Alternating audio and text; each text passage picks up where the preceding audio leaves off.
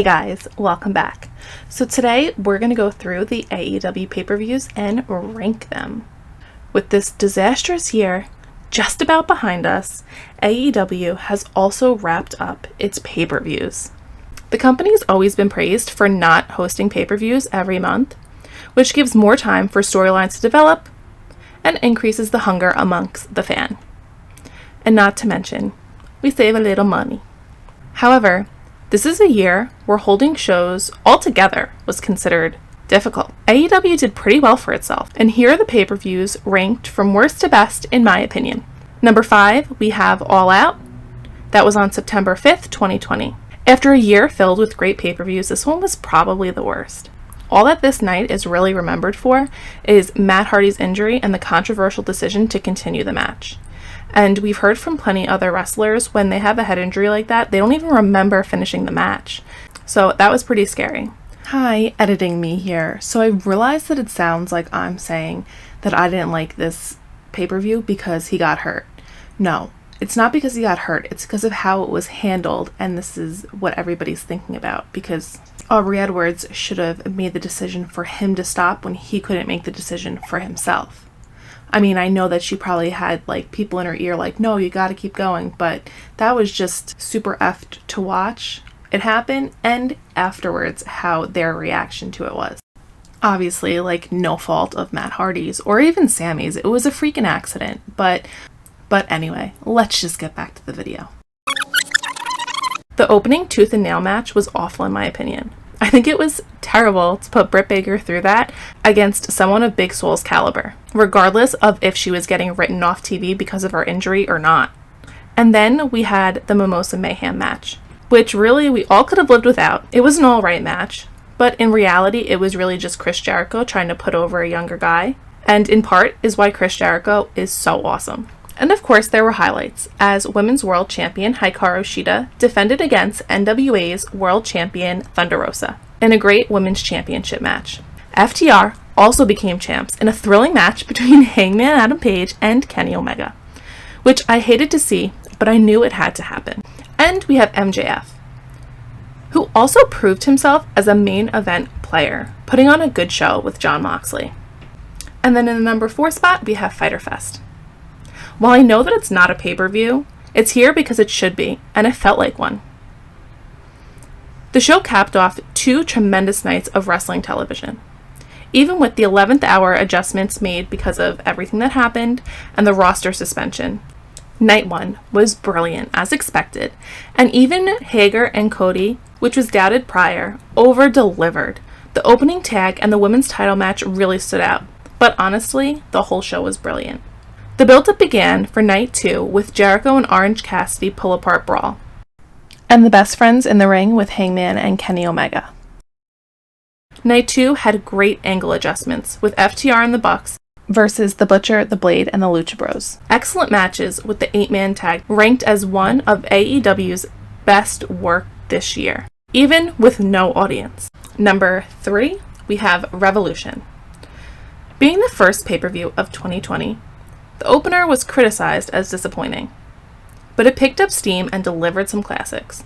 There was so many great matches, including Jon Moxley winning the World Championship from Jericho, and the first serious match from Orange Cassidy against Pac. And who would have known what would have came for Orange Cassidy after that?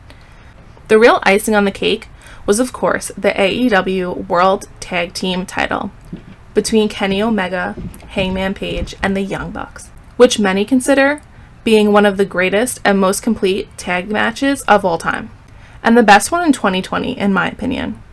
And let's not forget, Sammy and Darby had an awesome high-flying match, and maybe one day when Sammy gets high enough, we can relive that, because honestly, when I was making this, I went back and watched it, and I felt all the feels. From when I watched it the first time. That match was so good. Then number 2, we have Double or Nothing. Double or Nothing was their first pay-per-view without a live audience when wrestling companies were struggling to figure out how to put on a show without crowds. Despite that, Double or Nothing opened with a fun casino ladder match and debuting Brian Cage, as well as later bout between Rising Star, MJF, and Jungle Boy, who put on a spectacular performance and gave everybody hope for the future of wrestling. Then there's the title matches. Cody won the TNT champion against Lance Archer, who proved that he is a threat to anyone on the roster. Hikaru Shida captured the women's title from Nyla Rose, and AEW champ Jon Moxley put Brody Lee to sleep. And then our number one spot is Full Gear. Full Gear 2020 was definitely AEW's best pay-per-view this year. Filled with excellent matches that were given plenty of time, considering the highly disappointing All Out that came before it. They had to go all out with this one, and they sure the hell did. They put on a great night of in-ring action with an excellent opening match where Serena Deebs, the NWA Women's World Champion, showcased her in-ring ability, defeating Allison Kay. Then we had an interesting but entertaining Elite Deletion match between Sammy Guevara and Matt Hardy. Then we had an I Quit match where Jon Moxley and Eddie Kingston brutalized each other, only confirming that Eddie truly doesn't believe this is a work, and proved Jon Moxley is one of the most dominant champions in all of pro wrestling. We also had some unexpected new champions crowned as well. Now, let's be real. 2020 has been tough for all of us, and AEW absolutely did a great job at taking our minds off of it. Only being a little over a year old, yeah, their production may still have a little trouble, but they did lead the way with having wrestlers in the stands giving cheers, as opposed to having complete silence, bringing back some of the normalcy for us. AEW has really done a great job giving wrestling fans an alternative, and they have a ton of up-and-comers like Jungle Boy, MJF, Britt Baker, Darby Allin, and Sammy Guevara. Although, we all hear critics pick apart AEW. Let's not forget, they're a young promotion trying to find what works and gain an audience in a world previously completely dominated by one man's vision, opposed to a collaboration. Whether old school fans like it or not, it's just like everything else in life.